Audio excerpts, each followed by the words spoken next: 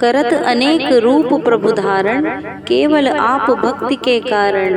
पाप काट भव सिंधु उतारण, कष्ट नाश कर भक्त उबारण। जय श्री कृष्णा। राधे राधे मित्रों, मैं सरिता, मेरे चैनल कथा कस्तूरी में आप सभी का स्वागत है। आज हम कार्तिक महात्म्य के अध्याय 7 का श्रवण करेंगे, जानेंगे तुलसी महारानी वृक्ष रूप में कैसे हुई और वो भगवान श्री कृष्ण की सबसे प्रिय क्यों है। तो आइए हम अध्याय प्रारंभ करते हैं। मंगलकारी श्री हरि का सच्चा नाम ध्याऊं, कार्तिक मास महात्म्य का 7वां अध्याय सुनाऊं। इतनी कथा सुनकर सूत जी से शौनक ऋषि कहने लगे कि हे सूत जी, आप कृपा करके कार्तिक मास तथा तुलसी का महात्म्य कहिए।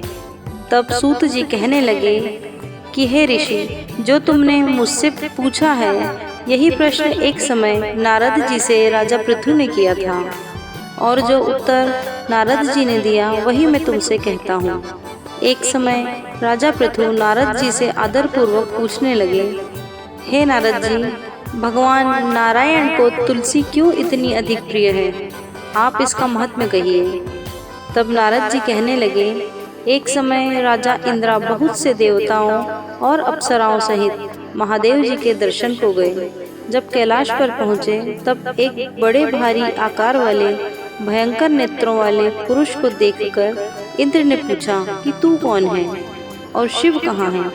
जब कई बार पूछने पर भी उनसे कोई उत्तर नहीं मिला तो इंद्र ने क्रोध में आकर अपना वज्र उसके कंठ पर मारा, जिससे उसका कंठ नीला हो गया, परंतु इंद्र वज्र भी भस्म हो गया।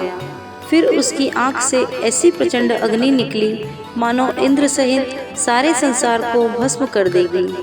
ऐसी स्थिति देखकर बृहस्पति जी हाथ जोड़कर और इंद्र दंडवत झुककर भगवान शिव की स्तुति करने लगे। हे देवाधिदेव, त्रिपुरासुर तथा आकासुर का नाश करने वाले, यज्ञ का फल देने वाले त्रिपुरारी, आपको नमस्कार है। ब्राह्मणों की रक्षा करने वाले, आपको नमस्कार है। नारद जी कहने लगे, हे राजा पृथु, इस प्रकार स्तुति सुनने पर श्री महादेव जी ने त्रिलोकी को भस्म कर देने वाली अग्नि को शांत कर दिया और कहने लगे कि हे देवताओं, वर मांगे। मैं आपकी स्तुति सुनकर अति प्रसन्न हुआ हूँ। हमने इंद्र को जीवन दान दिया, और हे बृहस्पति जी, आज से तुम्हारा नाम भी जीव होगा। बृहस्पति जी कहने लगे कि यदि आप प्रसन्न हैं तो इंद्र की रक्षा कीजिए और संसार का दाह कर सकने वाली अग्नि जो आपके नेत्र से उत्पन्न हुई है उसको शांत कीजिए। तब शिव कहने लगे कि त्रिनेत्र से निकली हुई अग्नि वापस कैसे जाए, अतः हम इसको दूर फेंकते हैं। ऐसा कहकर अग्नि को हाथ में लेकर समुद्र में फेंक दिया। वह गंगा के संगम, जिसे हम लोग गंगा सागर कहते हैं, वहां जाकर समा गई।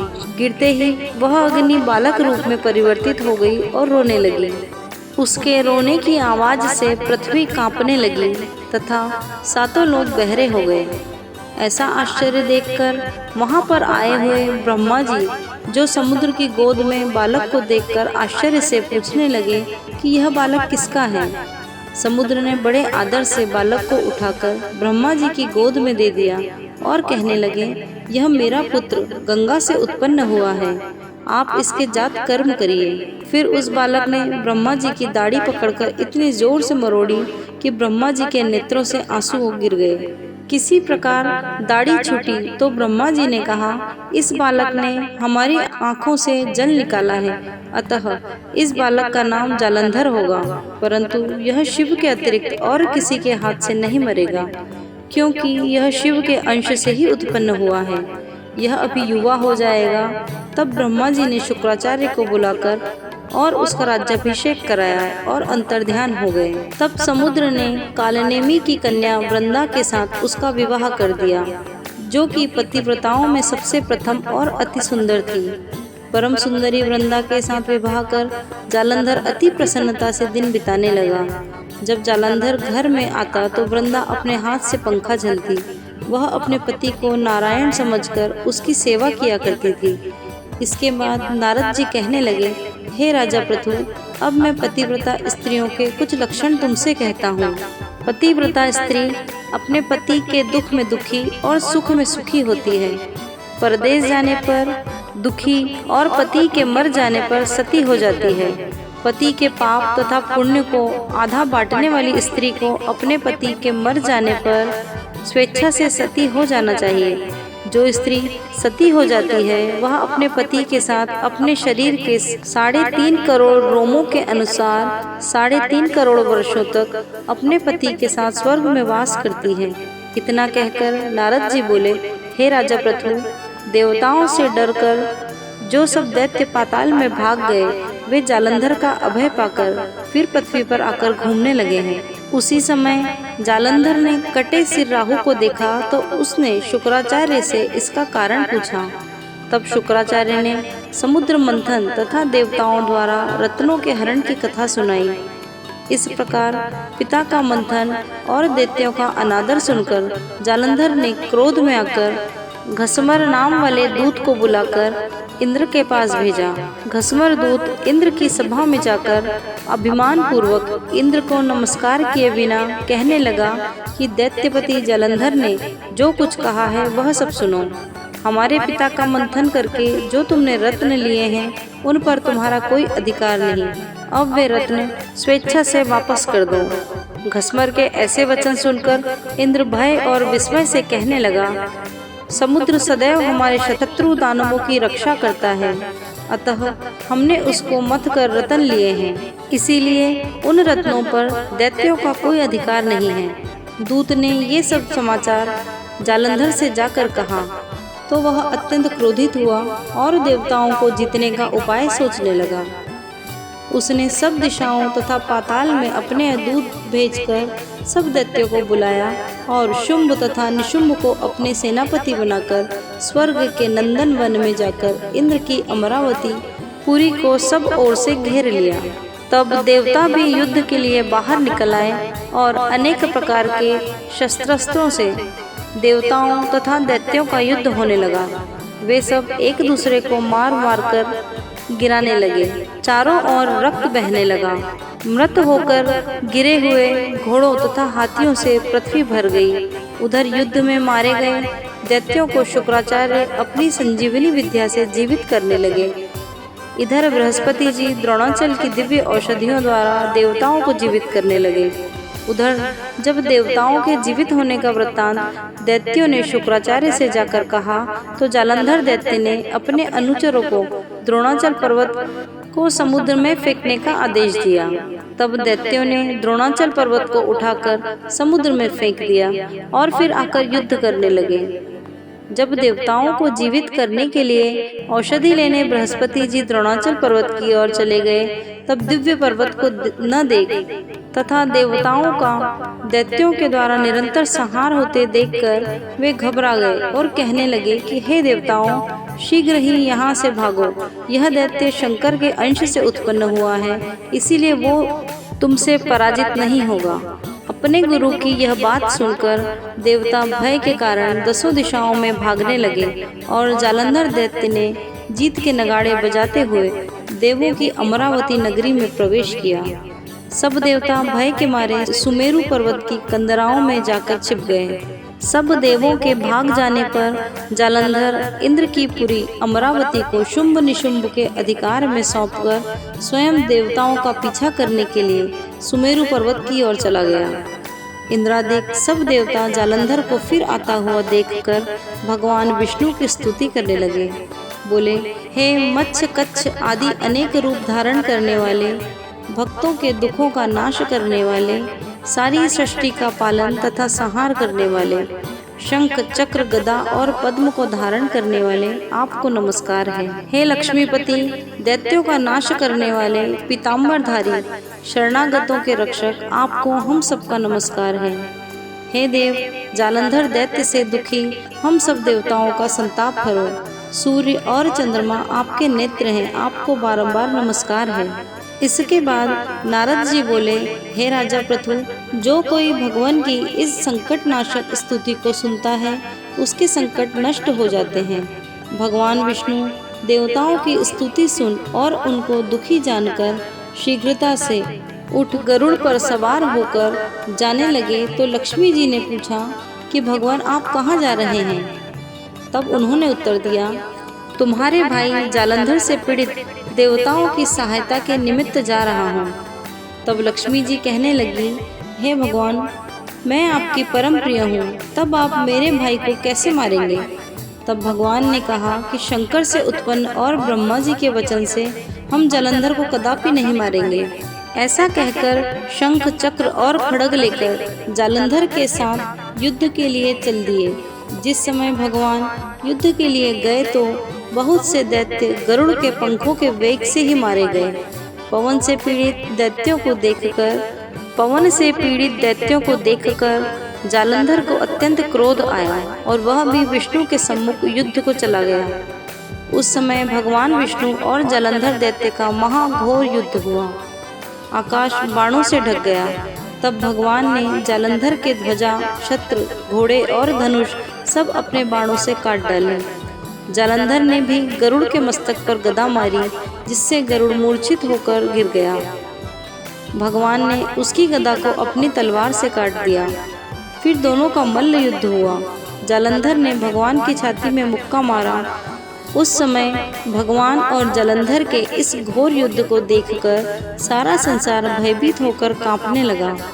तब भगवान विष्णु ने कहा कि हे दैत्यराज, तुम्हारा और हमारा युद्ध ठीक नहीं, क्योंकि तुम लक्ष्मी के भाई हो। तब जालंधर ने कहा, यदि आप प्रसन्न हैं तो मुझको यही वरदान दें कि लक्ष्मी तथा आप गणों सहित मेरे घर में ही वास करेंगे।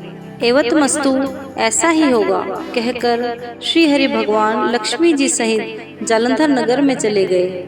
तब जालंधर देवताओं के स्थान पर सब दैत्यों को नियुक्त करके जालंधर नगर में निवास करने लगा और देव, गंधर्व, किन्नर, यक्ष आदि के पास जो भी रत्न थे वे सब अपने अधिकार में करके निशुंभ को शासन करने के लिए पाताल में भेज दिया। वहाँ उसने शेषादि नागों को वश में कर लिया।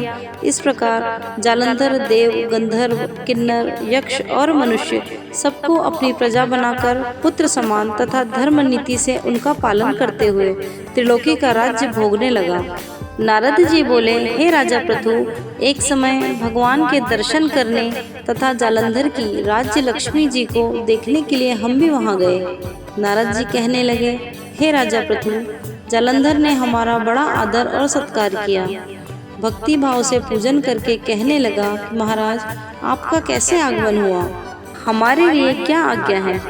हमने कहा, हे दैत्यराज, मैं कैलाश गया था, वहाँ पार्वती सहित अवधूत शव और उनका वैभव देखा तो मैं चकित हो गया कि ऐसा वैभव और किसी का हो भी नहीं सकता। ऐसा विचार कर तीनों लोकों में भ्रमण करता हुआ यहाँ पर आया हूँ। यहाँ आकर तुम्हारी समृद्धि भी देखी है। तुम्हारे और शिव के वैभव में कोई अंतर नहीं है, किंतु तुम्हारा वैभव स्त्री रहित है। भस्म लेपन करने वाले राग रहित कामदेव के शत्रु शिव के पास स्त्री रत्न जैसी पार्वती है। वैसी यद्यपि तुम्हारे पास अनेक सुंदरियां हैं, परंतु उनमें से कांतिवान पार्वती की तुलना कोई भी नहीं कर सकता। अतः तुम्हारा ये वैभव स्त्री रत्न रहित देखकर यही निश्चित हुआ कि शिव के समान वैभवशाली इस समय त्रिलोकी कोई नहीं, क्योंकि उनके पास पार्वती जैसी महासुंदरवन स्त्री है। इन्हीं पार्वती को देखकर ब्रह्मा जी ने अनेक अप्सराएं रची, परंतु एक भी पार्वती के समान न हो सकी। नारद जी कहने लगे, हे राजा पृथु, हम तो इतना कहकर वहां से चले आए, परंतु जालंधर ने पार्वती जी की इतनी सुंदरता सुनकर कामजोर से पीड़ित हो राहु को बुलाकर शिव के पास भेजा। राहु उसी समय चंद्र के समान उज्जवल कैलाश को काला करता हुआ द्वारपाल नंदी द्वारा रोके जाने तथा शिव के सामने उपस्थित किए जाने पर उनसे बोले कि हे शिव, तीनों लोकों के नाथ और सब रत्नों के स्वामी जालंधर की आज्ञा सुनो। शमशानवासी तथा नरमुंडों की माला धारण करने वाले जटाजूटधारी तुम्हारे जैसे अवधूत के पास पार्वती जैसी परम सुंदर स्त्री शोभा नहीं देती। मैं तीनों लोकों का नाथ, सब रत्नों का स्वामी हूँ, क्योंकि पार्वती भी स्त्री रत्न है, अतः वह मेरे साथ ही शोभा दे सकती है। तेरे जैसे भस्म धारण करने वाले योगी के पास नहीं रह सकती।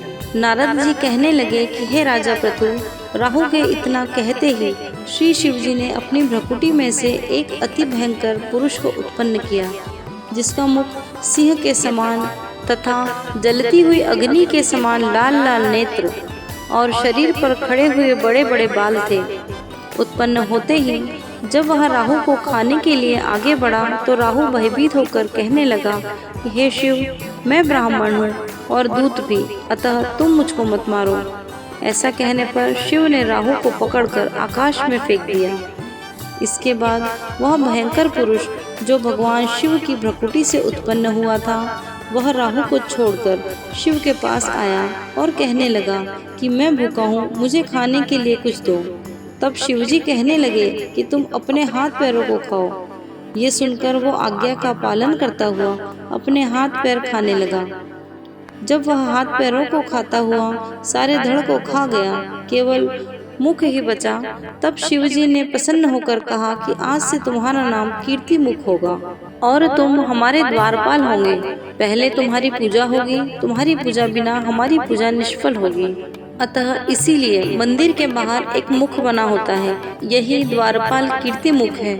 भगवान शिव से पहले उनकी पूजा अवश्य करनी चाहिए। उधर राहु आकाश में जाकर बर्बर देश में गिरा। राहु की ऐसी दशा सुनकर जालंधर को बड़ा क्रोध आया और वह दैत्यों की 1 करोड़ सेना लेकर अपनी पुरी से बाहर निकला। बाहर निकलते ही सामने एक आंख वाले शुक्राचार्य और अंगहीन राहु मिले। इनके अतिरिक्त और भी अनेक अपशकुन हुए, परंतु वह नहीं रुका। तब दैत्य सेना सारे आकाश पर छा गई। जब देवताओं ने जालंधर की कैलाश पर चढ़ाई देखी तो छिपकर शिवजी महाराज को सूचना दी। कार्तिक महात्म्य का 7वां अध्याय समाप्त। नमस्ते सदा वत्सले मातृभूमि।